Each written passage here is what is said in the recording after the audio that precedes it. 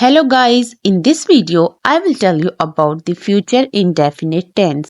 Future indefinite tense is also known as simple future tense, which is used to describe actions that will happen in the future and are not influenced by any conditions. First of all, I will tell you about the structure of future indefinite tense or simple future tense. The structure of future indefinite tense include subject, object, first form of verb, and will.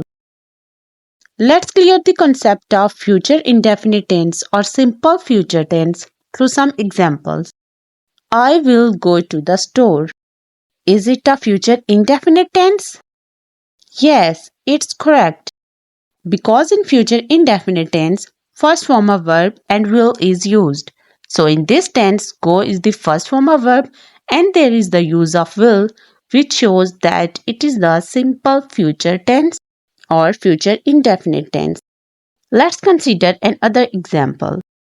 She will finish her project tomorrow.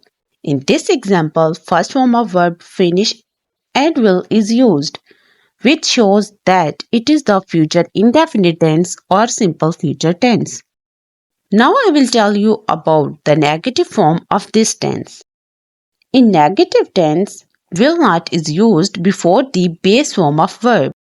For example, I will not go to the store. Let's take another example.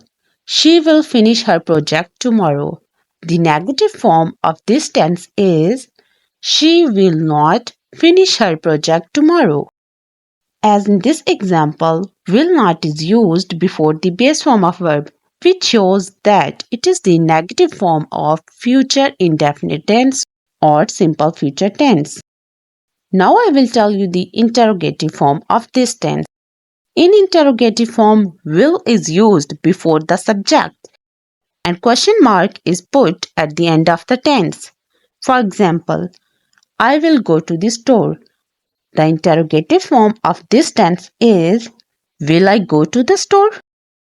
Let's take another example. She will finish her project tomorrow. The interrogative form of this tense will be will she finish her project tomorrow? And question mark. I hope that the concept of future indefinite tense or simple future tense is clear to all of you. Guys, if you memorize the structure of the tenses, then it will be very easy for you to make the correct tense. So guys, if you find this video useful, please like this video and subscribe my channel for more videos.